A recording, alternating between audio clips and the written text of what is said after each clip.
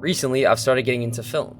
I love film in the way it's able to portray the best and most beautiful elements of humanity in gorgeous visual stories. In my journey through film, one director has really stood out to me. His name is Ingmar Bergman, and I've already seen 2 of his films, and I already consider them both masterpieces. I first watched Persona, which was a trippy dive into the human psyche, and then last night, I watched Autumn Sonata.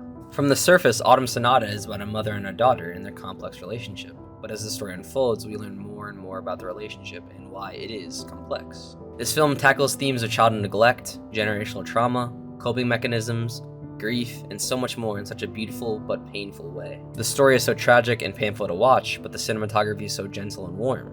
Some of the greatest acting of all time is featured in this movie. I was genuinely blown away. But the one thing that this movie left me wondering was, why is love so complex? The main character of our story is Eva. We're first introduced to Eva through the eyes of her husband.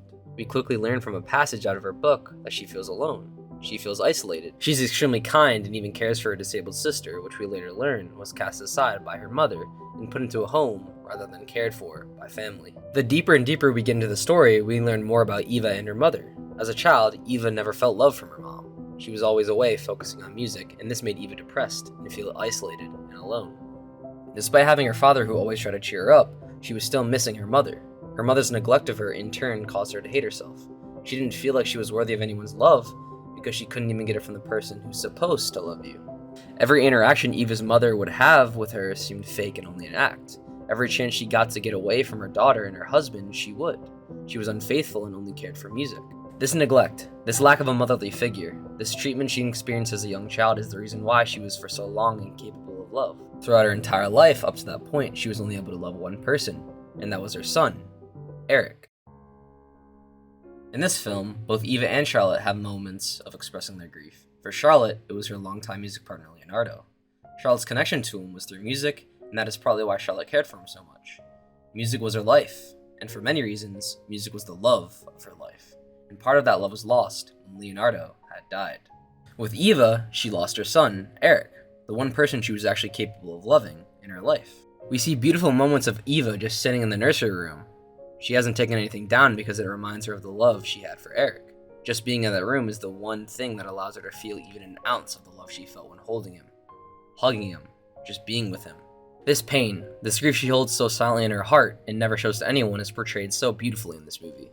Grief is just the one universal thing that all people must go through because death is inevitable, but that doesn't make life all the less worth it. Mortality makes life all the more beautiful. Only having limited amount of time makes every second count, it makes every second have meaning, and it makes every second have a purpose.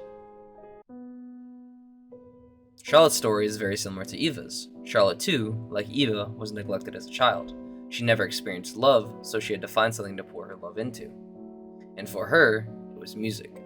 Charlotte isn't capable of showing love because of the neglect she herself received as a child.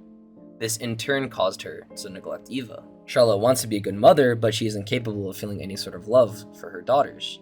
She herself thinks she's a good mother because she herself can't see the wrong that she has done, the wrong that she has caused. She's ashamed of her decisions, and in response to taking on the role of a parent, she runs away. This is in no way in defense of Charlotte, but it goes to show why Charlotte is the way Charlotte is. Bergman is able to display a fully fleshed out and thought out character dynamic that works so beautifully.